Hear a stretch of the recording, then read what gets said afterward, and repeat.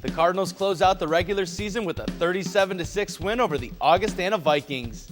And thanks to a win by the Elmhurst Blue Jays, they clinched the CCIW's automatic bid to the playoffs. But now they get set to make the longest postseason trip in the program's history as they are paired against California Lutheran University. We recap the regular season and preview the first round matchup right now on the Red Zone.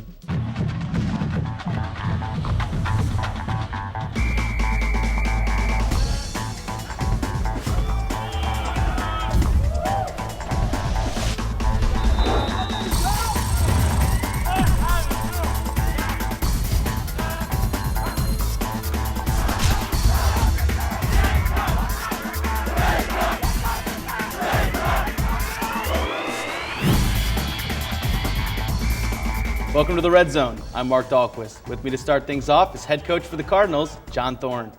Coach, thanks so much for coming in. Glad to be here, Mark. I'm sure you're glad to be talking about a Cardinal win again as you guys take down the Vikings on Saturday and you're able to secure the automatic CCIW bid to the playoffs.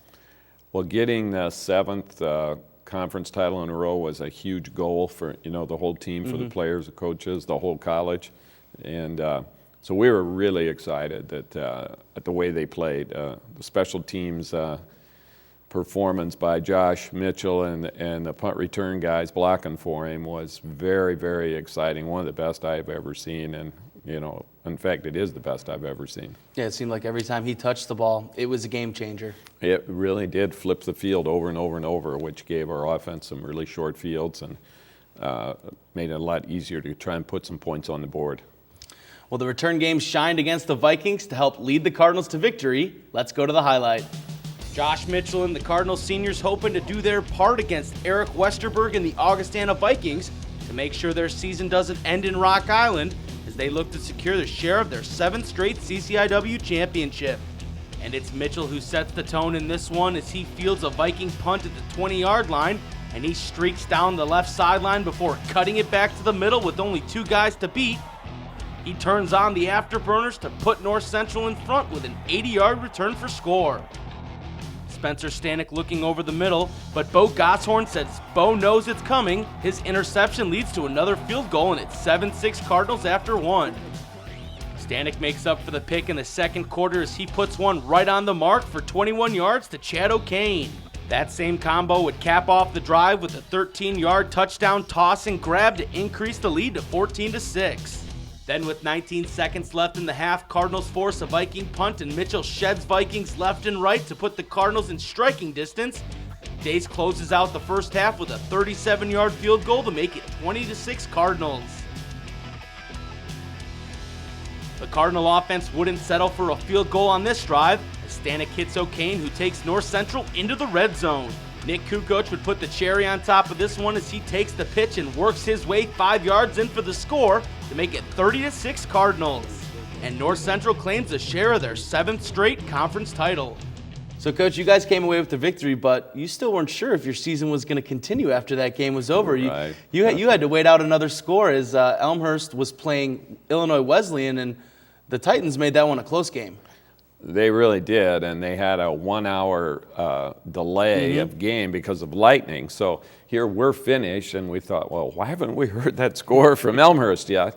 And so everybody had to get their phones out, and we were watching it, we were listening to it, and it looked like Elmhurst had it totally under control, and then all of a sudden, bam, bam, bam, Wesleyan came back really fast, very strong, and made it extremely close. And so it had to be a lot of fun for the Blue Jays and all their fans to get that victory done, get that championship, first one for many, many, many years. Yeah, it would have been tough because Wheaton, a team that beat you guys the previous week, did not get into the playoffs, even though they were tri-champions with you guys and Elmhurst.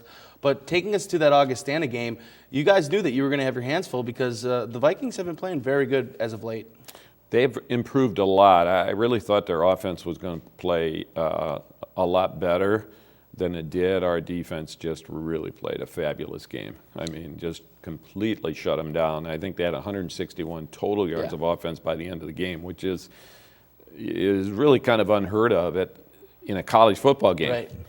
That's a lot of minutes of football, and They were maybe 1 out of 13 on third down conversions. I think they were 0 for 13 a year ago. And so the last 2 years, our defense has been able to figure out what they're trying to do, and the guys understood the concept and really, executed it very well. Yeah, you really shut down their starters. I mean, you guys, as you mentioned, 161 yards you held them to, and 42 of those yards came on a play where the backup quarterback reversed it and was able to find the receiver behind Connor Douglas. That was a pretty clever play. They did a really good job of executing that, and we fell asleep just a little bit.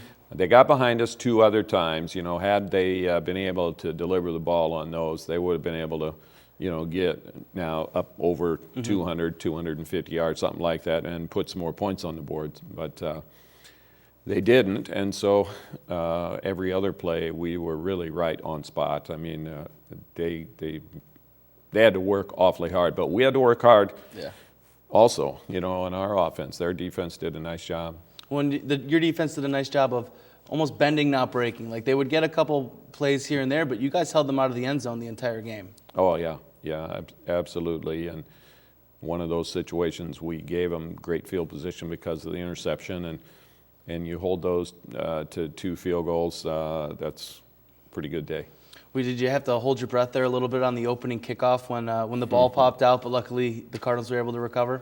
I'm not sure we recovered that one. It was definitely close. I'm glad we have it. I mean, I think Jason Callahan did a fabulous job because they had 2 guys that were already on the ball by the time he dove in there. And when it was all done, he had it like this on his chest with both hands, and not sure what he did underneath there, but he ended up getting the football, and the officials saw it that way, and they gave it to him. So that helped a lot because it would have been exactly the same start as the Wheaton game where we give the ball away on a fumble right away to start the whole ball game. And then the interception came fairly soon after that too. So it was not a comforting way to start the game. No, it was a good thing he battled, though, at the bottom of that pile. Don't go anywhere because we continue to break down the Cardinals with Coach Thorne right after this.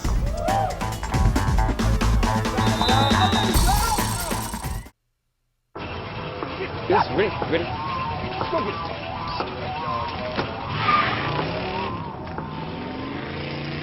Oh, come on, Randy. Animal shelter, here I come. And no, I'm not crazy or emotionally damaged. That's a stereotype. I just belong to a total loser. I'm a good dog. So if you want a pet, adopt. And if you see Randy, tell him he dropped his wallet.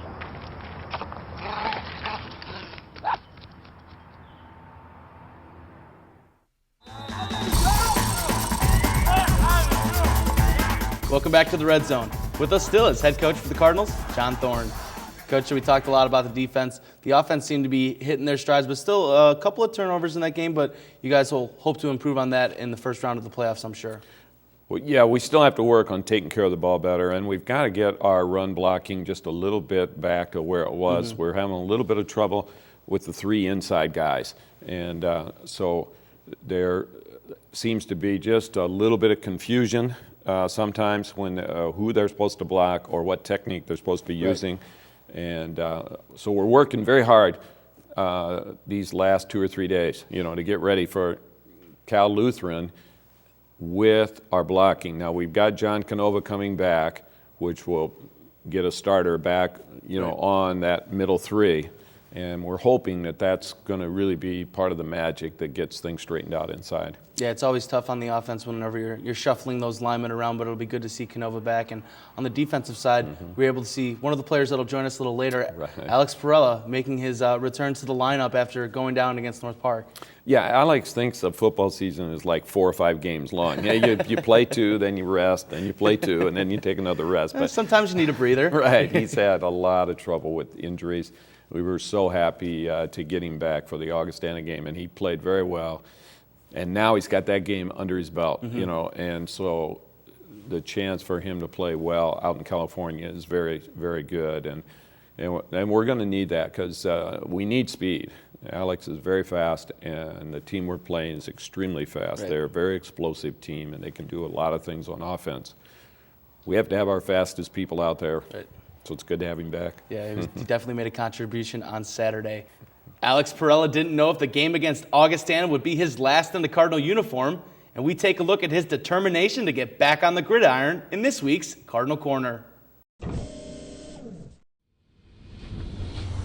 When Milliken running back Sean Dunning rushed for 18 yards midway through the second quarter in the game against the Big Blue, the Cardinals lost a lot more than just the field position battle. Senior linebacker Alex Perella went down on the play with a knee injury, and the first thought across his mind was not a positive one. I just remember feeling something that wasn't right, and we were trying to figure out what was wrong, and Bob couldn't find the spot, and then finally he found it and just kind of tapped my leg and shook his head, and I just knew that it was a pretty big deal. But Perella didn't give up hope, and while he was on the sideline, he didn't stop putting in the effort to make the Cardinal defense even better. All during practice, when you would see Alex, he would have a scouting report in his hand. He would know what their top plays are, and he would be coaching up the younger guys, and really trying to make the Cardinals be good and make the 2 and 3s be good, just as good as number 1s. And it was a good thing he kept his mind sharp, because when he was cleared to play for the regular season finale against Augustana, that news made many Cardinals happy. He was so excited. I remember he texted me, he's like, I'm playing this week, and it was just great. It was great to have him back on the field. It was so much fun playing with him again. I mean, Alex he's a great athlete, but he's also a great teammate and he's a great leader. And I think he was really able to kind of come back and jump into a really good role for us and just continue leading. That role was the second leading tackler for the Cardinals. Perella recorded 6 total tackles, 5 solo, and 1 for loss. But the real victory for him was just getting back on the field. Yeah, that meant a lot. Just being able to play, with Joey and the other guys on the defense and the offense that I came here with. I was just kind of sitting back, looking and watching and thinking everything was done. But, God is good and he helped me back out. And Perella hopes to make an even bigger impact this week in the playoffs against Cal Lutheran. Coach, how important is it to get some of those guys back healthy when you guys are facing a Cal Lutheran team this weekend that ranks 5th in total offense in the nation? Well, they're good. They're good. And they can do a lot of things with both throwing the ball and running the ball. They've got the right balance, 60% handoff, 40% pass. They've got a big, tall receiver like Hibben from, Wheaton. And their running back is probably going to be faster than any running back we face. So we've got some things that we have to really work hard on to get ready for this game as a defense. Right. But we've also got to take care of some things they do. They have a good punt returner on their punt return team. And defensively, they've struggled, but yet they play tons of man-to-man, and they're fast. So we got to wait and see whether or not we're going to get the big plays off of man-to-man that you like to get, and we also got to realize once in a while we're probably going to have to punt the ball. So it should be a very exciting game. We're hoping that the trip to Redlands a year ago has us prepared to be able to travel that far and come out and play well, because in the first half of Redlands we played really well. Right. The second half we really struggled, but it was like 12 o'clock, 1 o'clock, 2 o'clock our time in the morning when we were playing that second half. So maybe this game, with it being an afternoon game, it'll be like starting at a 2 o'clock start out here in Illinois. We should play far better. Well, it should definitely help your internal clocks with the game being at 2 p.m. Central Time. And your offense should get plenty of shots because their defense is ranked 201st out of 240 teams. So it looks like your offensive team will have a lot of opportunities to score as well. Well, we have to take care of the ball. And when we get those opportunities, we have to get the most out of it. Sometimes you block it great, but you trip or something, fall down, and all these other things, dropping passes, whatever. So if they stay focused, we have a chance to get quite a bit of yardage. Hopefully it'll turn into points. That seems like they are a little bit tougher once they get next to the goal line. So we're counting on trying to score touchdowns and not have to kick very many field goals, but field goal might win this game. Well, Coach, we hope to see a lot of touchdowns and maybe a field goal or two on Saturday. Best of luck against the Kingsmen. Thanks. Keep it right here, because after the break, we'll sit down with 2 Cardinals that helped lead the team to its 7th straight CCIW title. We'll be right back.